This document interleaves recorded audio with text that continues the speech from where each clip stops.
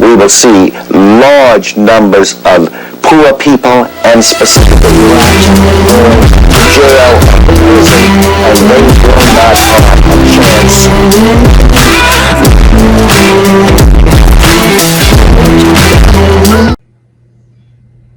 Good evening, all. I'm back for another video. This time, I'm going to be in the hot seat. This time, I'm going to share my experience, my strength, and my hope. I'm going to tell what happened, what it was like, and what it's like now. I'm a true believer that I can't ask anyone to do anything that I'm not willing to do. So this time, you'll be hearing my story. Where do I start? Well, basically, my story is no better or no different from any of the other guys out there. My story is similar, but yet it's different. Chose different paths. There were different reasons. I'm always about the why. Why? I always want to know why. We often know the how. We often know the what.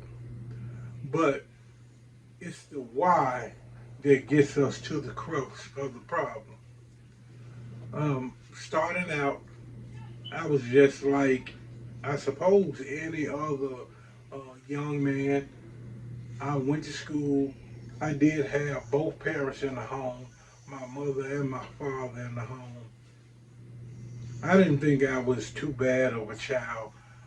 I was always pretty much obedient because I was afraid of my mom and my dad. So, but however, as I got older, then things changed. As I got older, I guess I succumbed a little bit to peer pressure.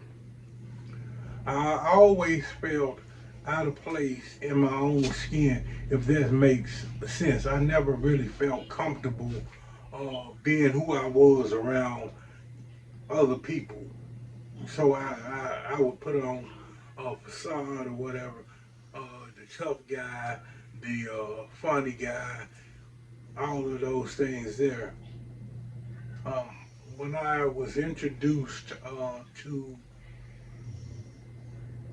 cigarettes, I think was the first addictive substance that I was introduced to, and I actually got that from going lighting my mom's cigarettes uh, for her on the stove when she didn't have matches. My mom and my dad.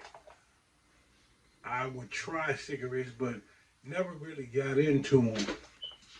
The first addictive substance that I actually got into and started to use, which we consider a gateway drug. A lot of people don't agree, but it was marijuana. Started to use marijuana. Used to use the cigarettes to boost the high of the marijuana. After that, uh, alcohol was added into the mix, and this was when I was about 12, 14 years of age, and that continued on until I graduated at the age of 18, 19 years old. Then I actually went to the service. I went to the Navy when I was 19. And in the Navy, I only drank alcohol. I couldn't use any illicit substances like weed or anything of that nature. So it was alcohol for plenty of years.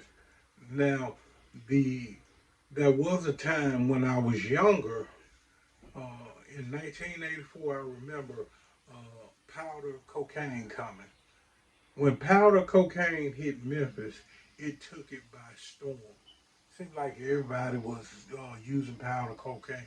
Everybody was snorting this, and doing powder cocaine. Just seemed like the thing to do. In 1985, crack rock came.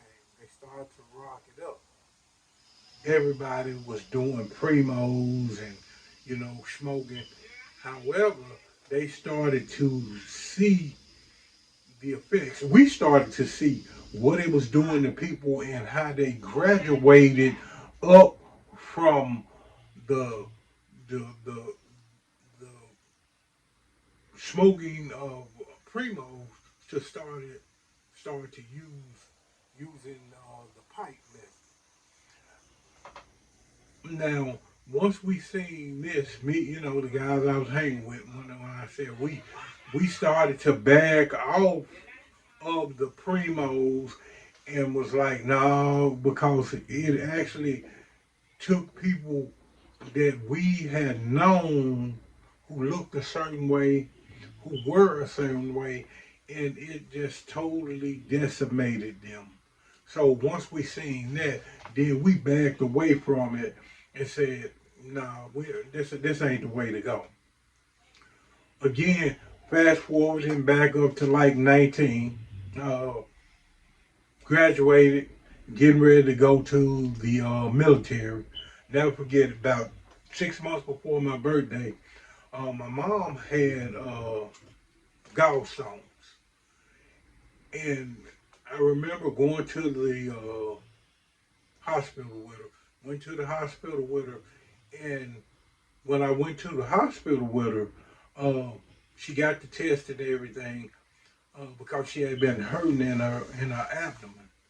And my mom was the type that, she was old school tough. Didn't go to the doctor unless she was in real pain. So I know she had to be in pain. I remember the doctor, Dr. Campbell. I remember him walking in, and I actually talk about this in my book. I remember him walking in, and doctors are really, in my opinion, nonchalant. He walked in and he asked how we were doing, and all of that. And anyway, he came to the part where he says, "Mrs. Jones, the gallstones, we managed to get rid of those, but some to the effect of we when we took the X-ray of your chest, we seen a spot on your lung the size of a quarter." And I remember sitting there as a young 18, almost 19-year-old guy, and I'm like, what? And when they told me it was suspicious of cancer, and that was a big word even then, I'm like, what? And man, like I said in the book, every hurtful, disrespectful, you know, disobedient word that I would say, it just came back because I'm thinking now, wow, this is major. This is a death sentence. Anyway, um, it ended up that my mom lived maybe 6 months after that. I remember before she passed, I told her that I was going to the military, and she was telling me, she was like, well, if you go in the military, you got to be able to listen to them and do what they said, because she knew I was a hard-headed little kid. I was into everything, but I actually, in my mind, had formulated the plan. I'm gonna go to the military. I'm gonna make some money, and then I'm gonna help her. She won't have to worry about paying, because my father at that time had been deceased for 3 years, about close to 3 years. Anywho, um, my plans didn't go through. I guess God had other plans. A day before my birthday, March the 13th of 1990, when I was in delayed entry program, my mother passed. When my mother passed, I wasn't going. I said I wasn't going. But everybody, including my family, friends, people who knew me, was saying, man, you should go, man, you should go. Your mom will want you to go, you know what I'm saying? So I ended up going. I ended up going to the military. Um, Went to the military. I remember I was in boot camp, and I was doing as well as to be expected with what was going on. If anybody's ever been in the service or know anything about boot camp, they're there to mold you. They're there to change you. If you're a boy when you go in, you're a man when you go out. Um, they took it, and I said they, my company commanders, I had a chief and I had first class.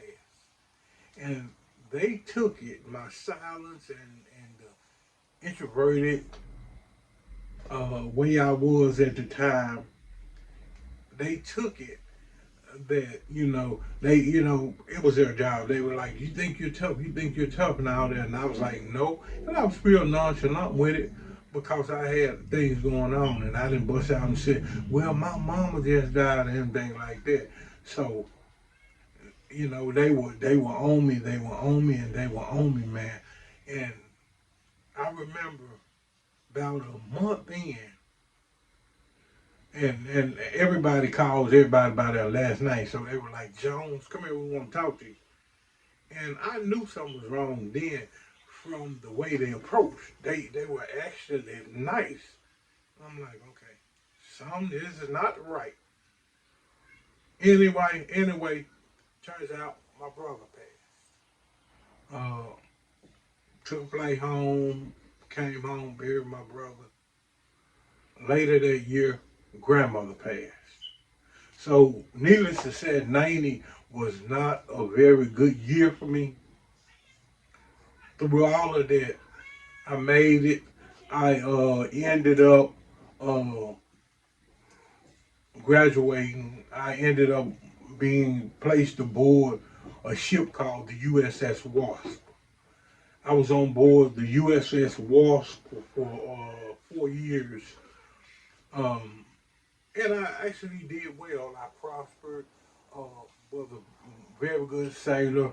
Um, I ended up re-enlisting, and I ended up coming uh, down to Milton. And I tell you this, and I say this because in all of that time, if you looked at me on the outside, if you talked to me, then by all reports, you would think that everything was okay and I was normal and this and that and the other. Truth be told, though, I looked good on the outside, but the inside was still broken, still torn apart, still festering. Because really, I didn't get time to mourn my mom like I should. Like I said, 2 weeks and I was in the military. Uh, Fast forward, came to Millington. Won't go through all the specifics on that. Came to Millington. Uh, the family home that I lived in for 26 years um, was up for foreclosure. I had gotten married, and even though me and my wife were estranged, I had a son, and it was by another woman that wasn't actually my wife because me and my wife were actually apart at that time. We hadn't been together in over a year, almost 2 years, I think, something like that.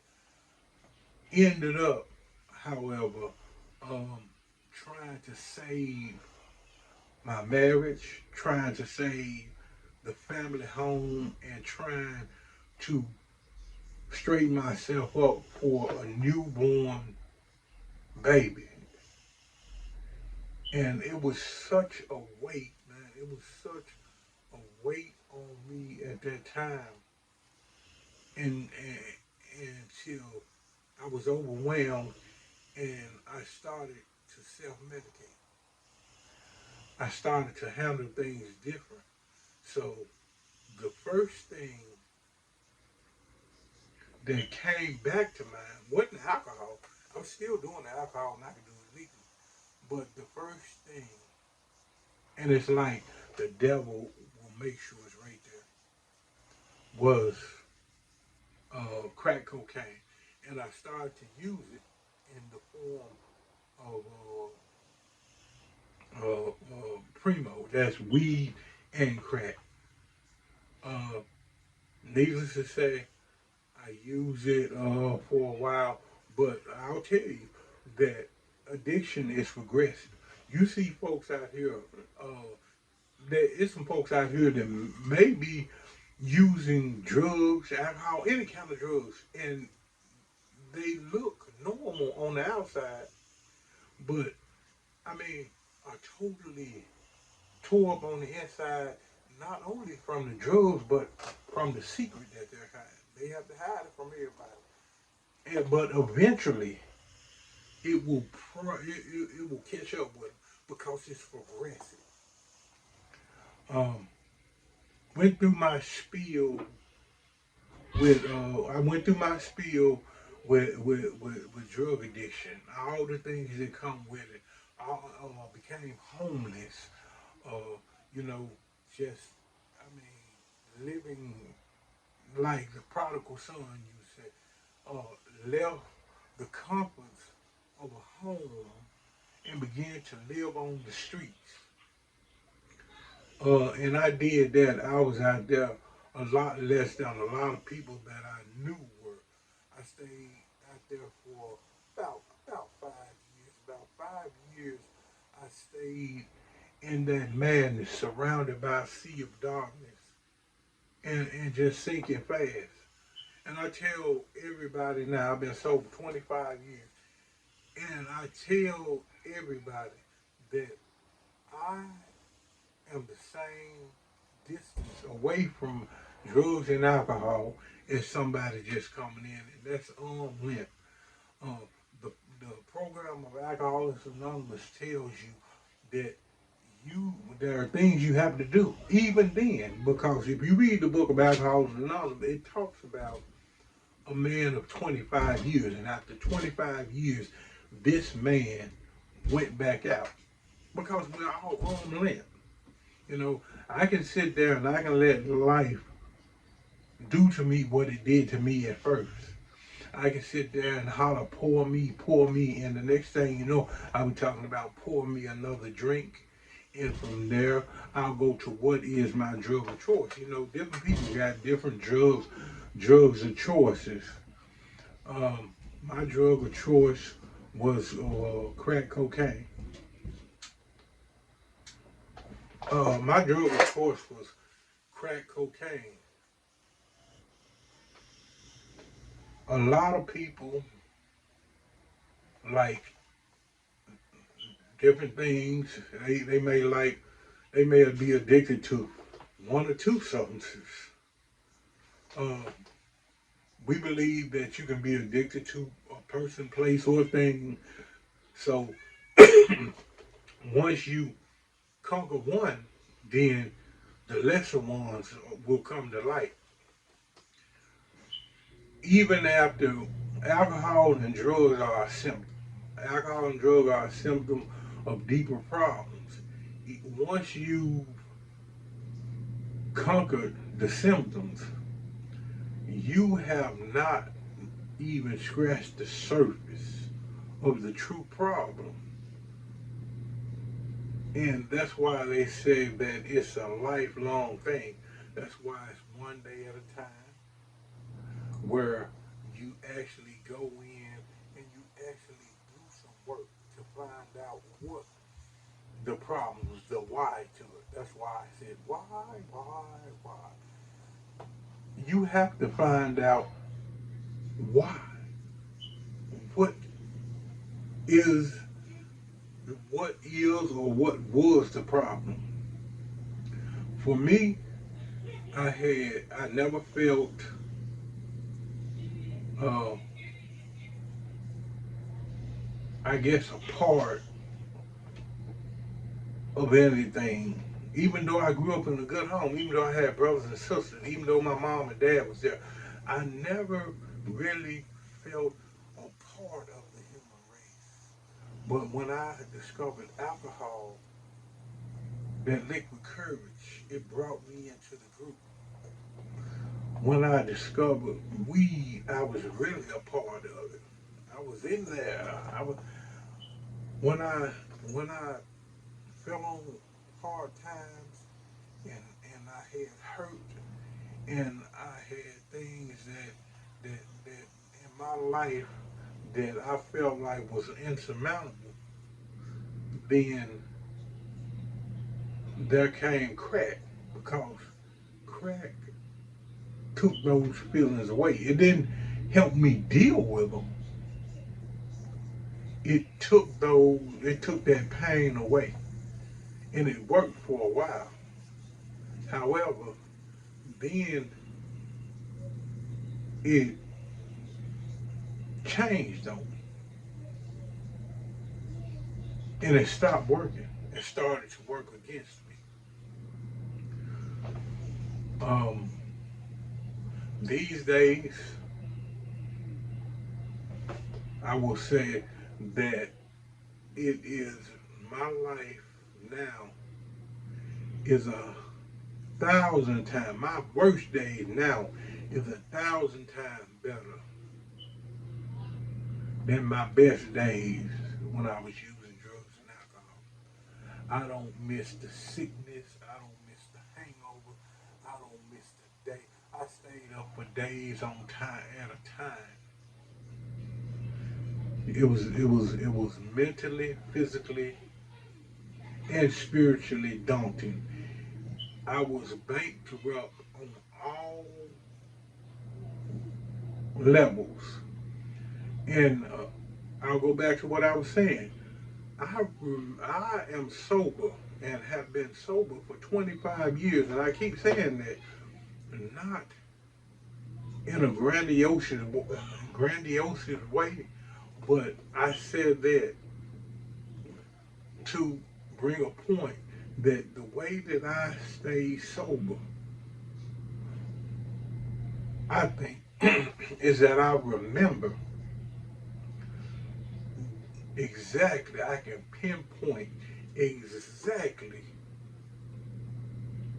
when I hit a sufficient enough bottom. And that's what we as alcoholics and addicts and drug addicts and whatever you want to call it, cones, have to do. We have to make a conscious decision. First of all, we have to accept uh, that we're powerless. Then we have to make a conscious decision and be willing to do whatever if we want to live, whatever it takes. I remember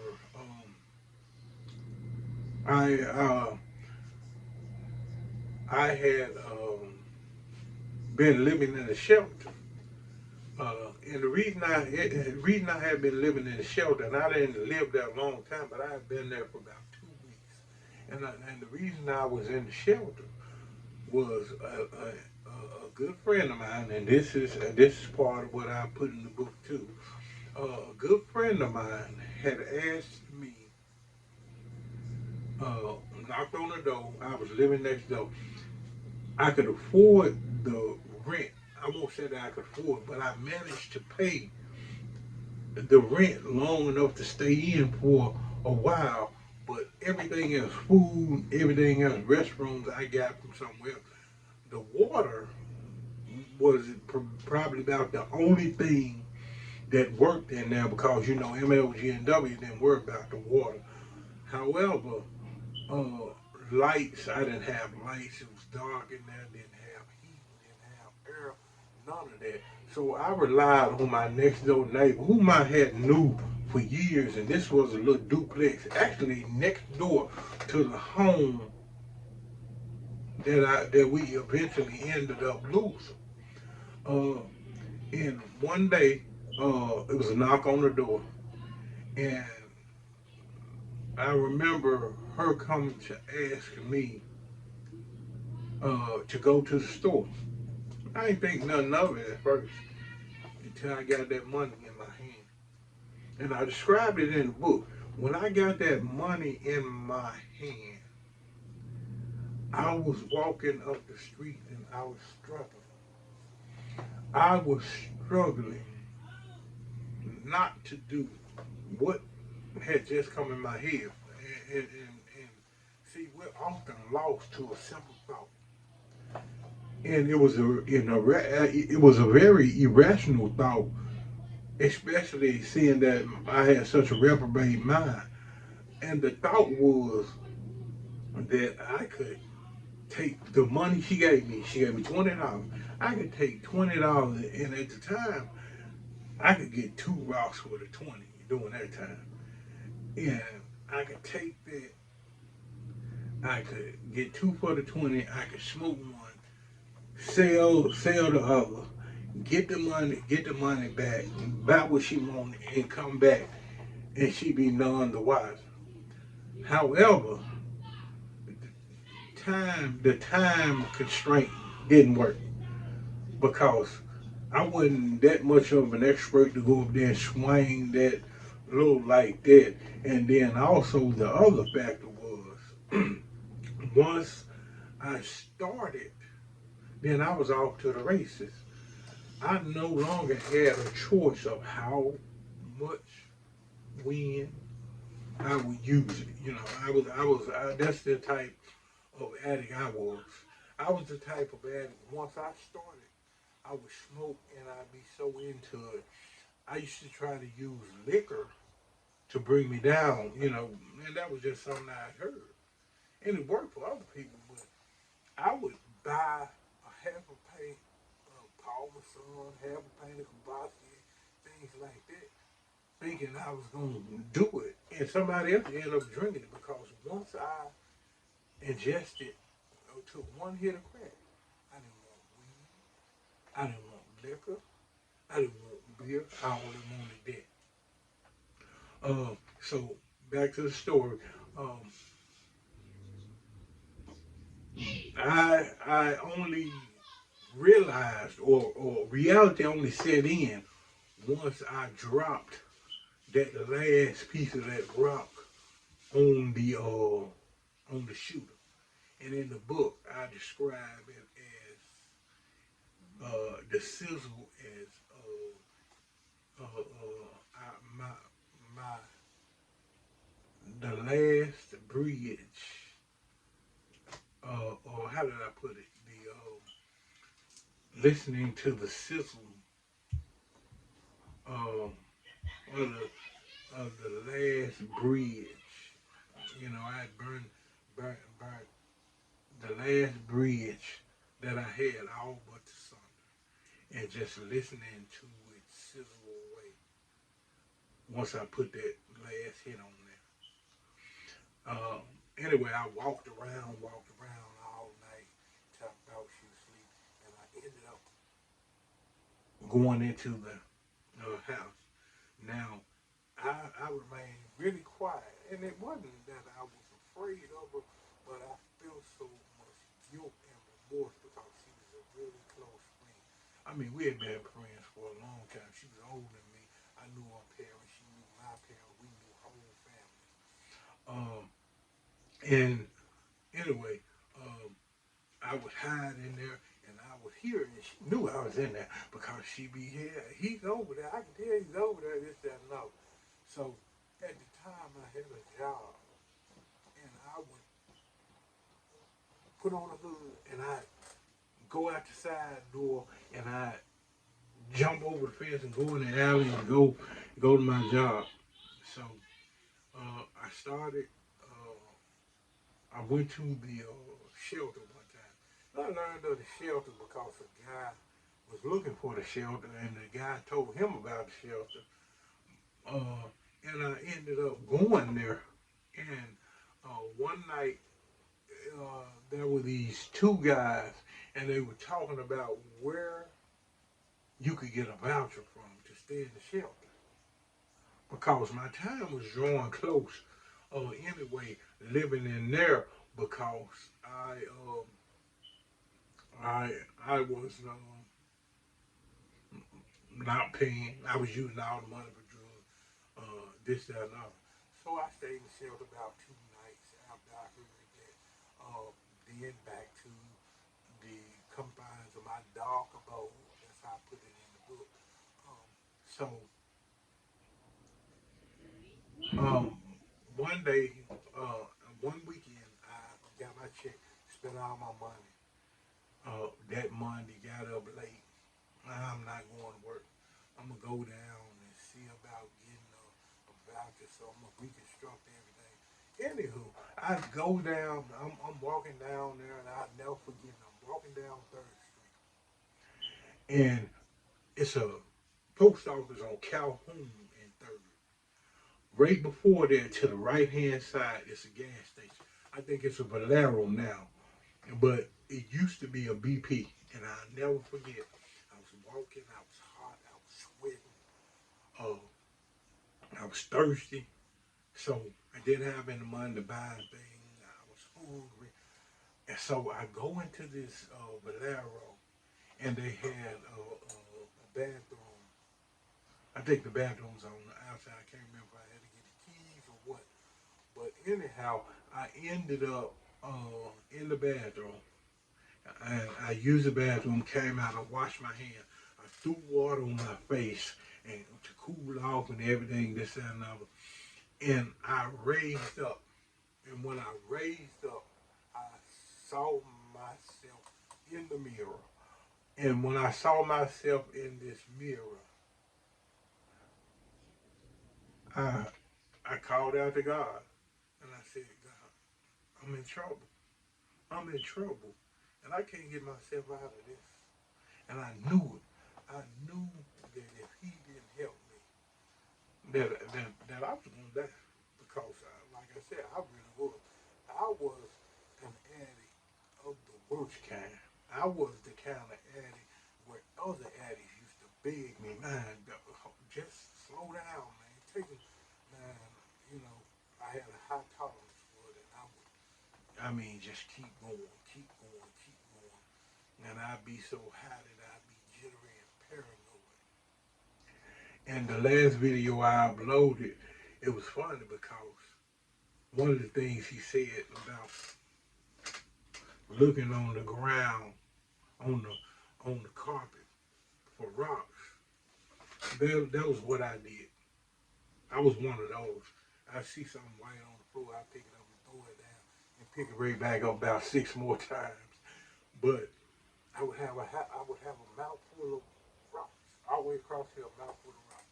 Because I always worked this and another. You know, until it was gone. Then when it was gone, I had to do like everybody else, do a little hustle, a little side job.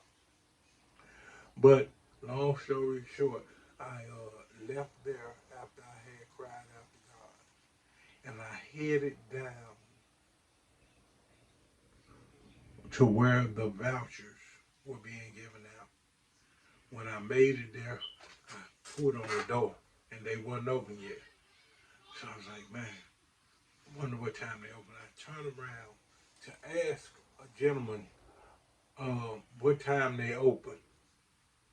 And when I turned around, he called my name. And I looked at him, and I won't say who he is because that's his story and that's anonymity. But this person knew me since birth. And when I called when he called my name and I looked on his face, a sigh of relief came out. I was like, and he was like, "Are you all right? This, that, and other." And I was like, "Yeah, I'm all right," but I really wasn't. And he knew that too. A long story short, ended up uh, taking me to a meeting, introducing me to a guy we call everybody called him Big Daddy. 600 popular. He was on Peabody. Uh, he was on Peabody. Um, in between Elvis Presley and is that Linden or Elvis Presley and some other street. Um, when we first got sober.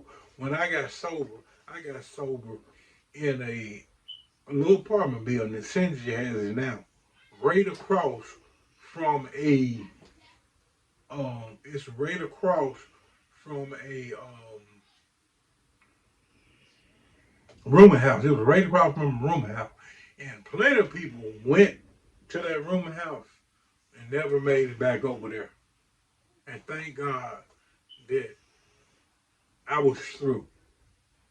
So, um, forward to that, found a sponsor, did all the things that was required of me to do. Um, had some ups and downs in life, never picked up again. Because when I was through, I was through. Had a sponsor. In the book, I talk about how my sponsor ended up going back out.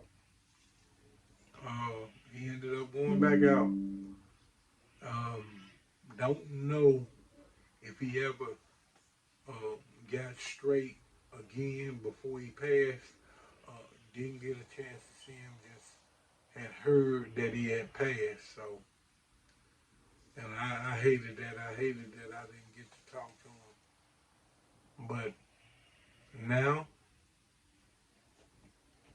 life is still wonderful. Still has its challenges.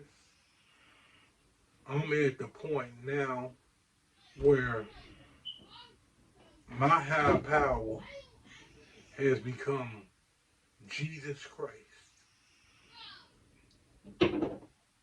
That's who my higher power is. That's who I draw my strength from. I do this channel. I do this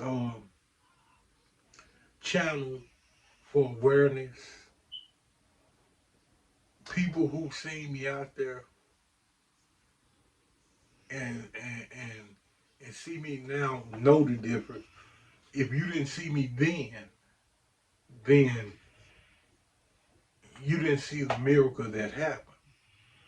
But there are other people that that are out there, and they may not look like it now.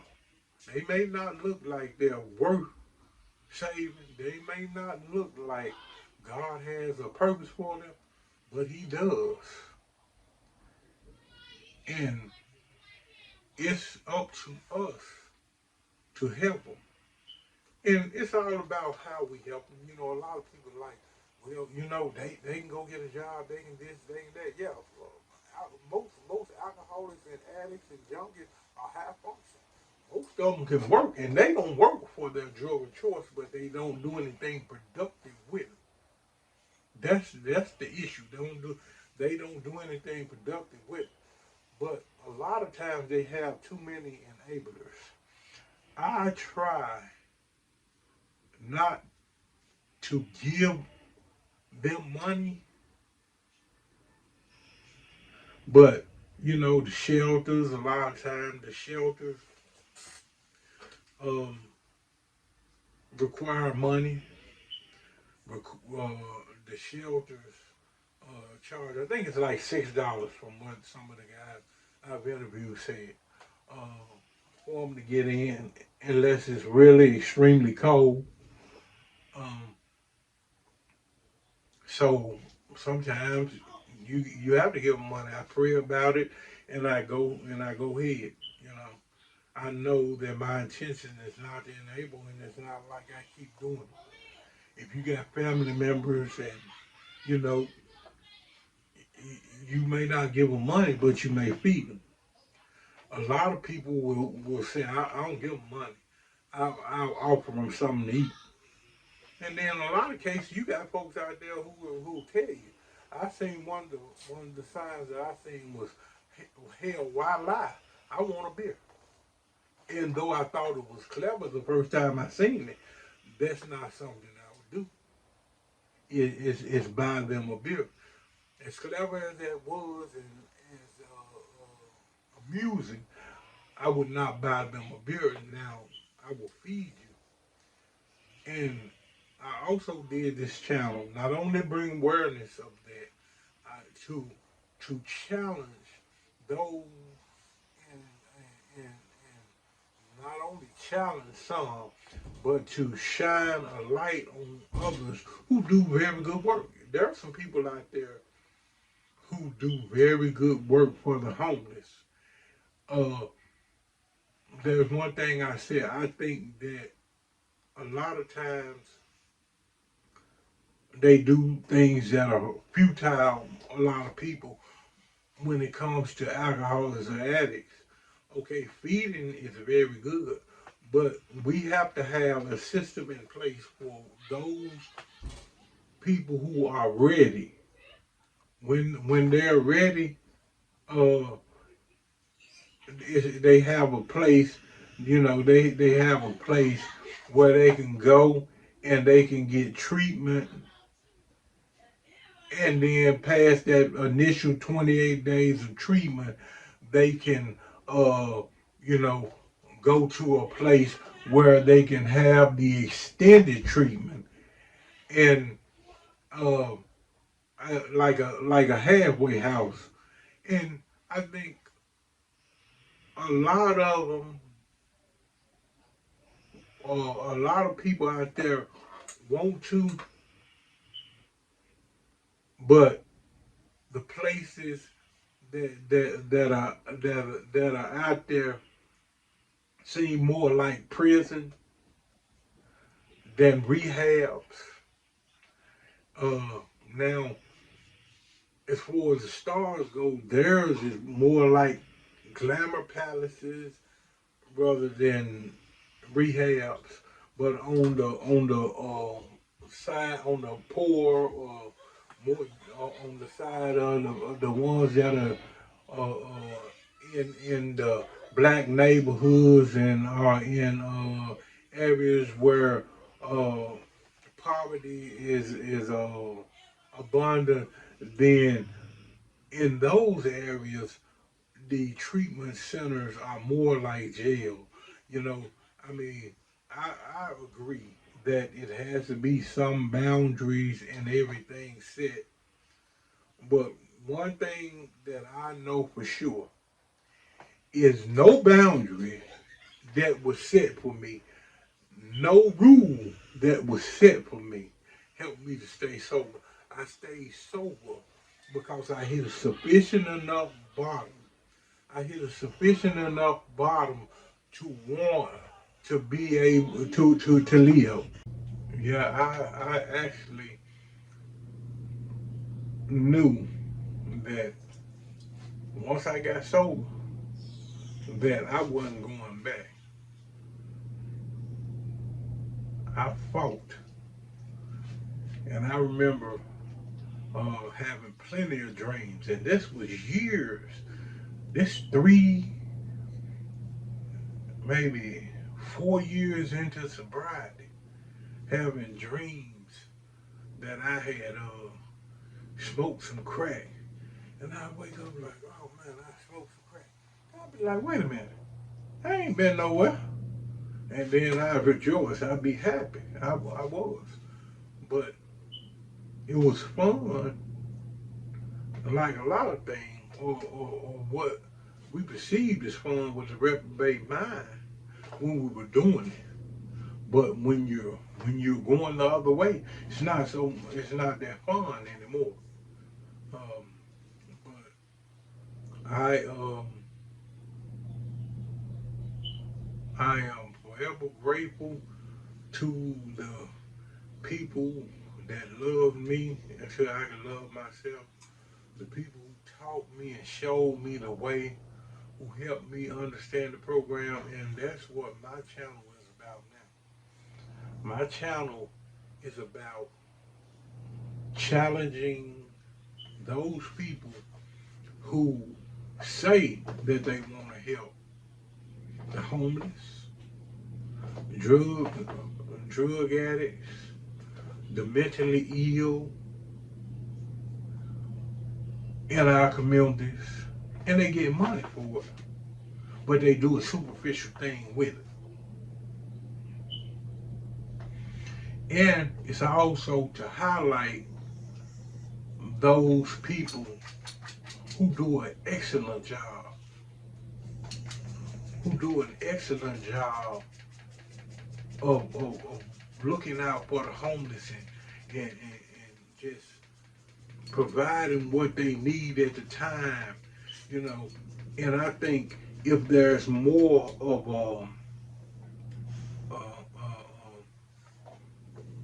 us that link up or build relationships, then it could be even better. You may feed, you may house, I may provide the knowledge and the understanding and the wisdom they need because see it was a lot of things that I took for granted. Just like right before I would smoke, I always got this feeling in my stomach. But I thought it was just me. And when I heard the first person share that, I was like, wow, it ain't just me. Because it gets you out there and it makes you feel like you're all alone. It gets you out there in that secrecy that that you have, and you don't want nobody to know, and guess what? Everybody else know. Everybody else know that they can look at you and tell something ain't right, and most of the time they know you want something, but we hold it to the end. We don't want nobody to know, and it's that secrecy that keeps us trapped. We gotta admit it to ourselves first. Because we should admit it to ourselves first. Because everybody else already know, like I said. They know before we know. We in trouble. And and then the third element of my channel is gentrification. Because that in itself is a negative thing. If we are trying to house the homeless, gentrification is a vehicle by which more homeless will be created because they will take areas that they want and put us in areas that they don't want with uh, sub living conditions, with high crime rate, high drug. I mean, just everything that we're trying to get away from. So it's like we're fighting two battles. We're fighting a battle to help these people up. We're fighting a battle over here not to become these people, not to become the homeless. And Memphis has been legendary at feeding the homeless, man. When I was out there, it was called Trap Trip. You get whatever you want to. All you had to do is listen to a sermon. You may turn a corner and folks have coat, blankets, and everything else. And thank God for them. And I'm not saying that, but it has to be more than that. You know what I'm saying? And it has to be for the ones we do that for the ones who ain't ready yet. You see what I mean? We do that for the ones you ain't ready yet, and that's fine. God bless you, and I hope you make it and you become ready. But for the ones who are ready, we gotta have a place to house them, to teach them, to empower them, and then put them back in society to do the same, creating an army. And basically, that's what I'm doing. I'm creating an army that I will not command. It's not mine to command. I understand that my life is not my own. I've been bought with a price. So I'm being obedient and doing what I'm instructed to do. Glory be to God. All the glory be to God. None of it is for me. And I'm more than a willing participant in this to be able to do this. I just thank God that He still has a purpose for me after all of that, after everything that I went through. Because I understand that my troubles were in art of my own making. Um, to the churches, I will say this, that I'm a true believer and I'm a true witness that God delivers you, God heals you, and He can. But I think a lot of times, and I said it in my book, and it wasn't jokingly, that it wasn't jokingly.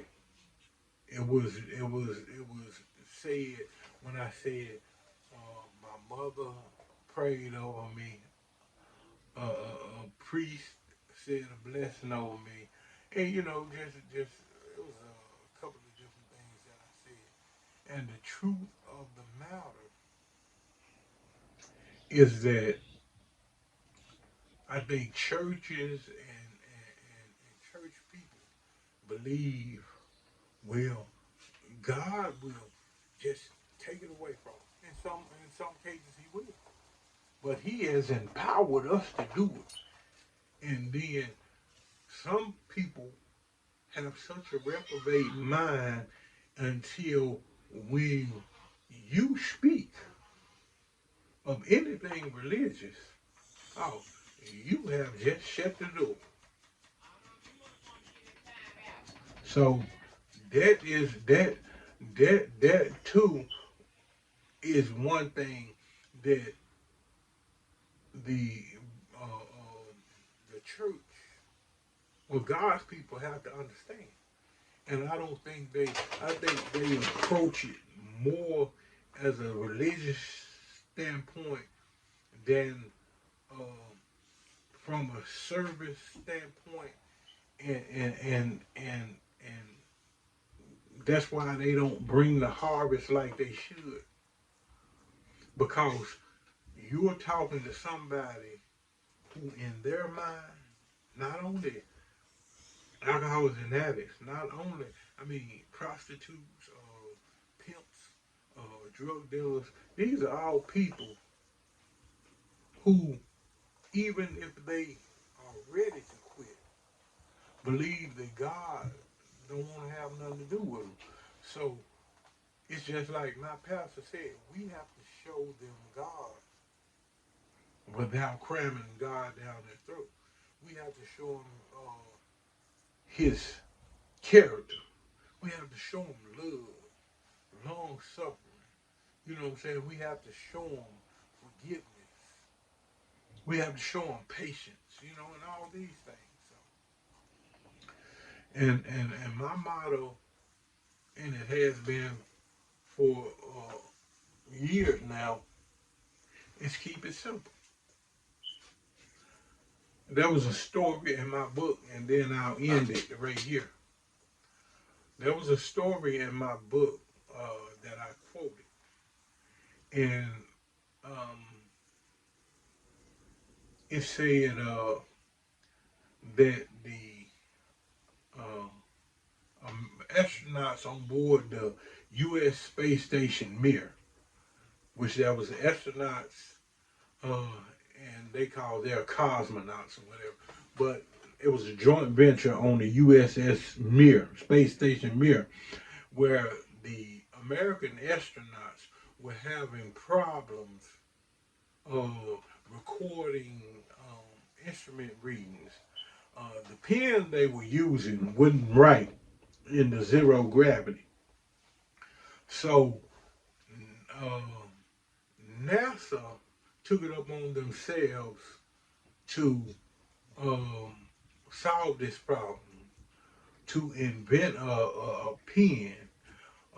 So after countless man hours and millions of dollars of taxpayer money, NASA had finally done it.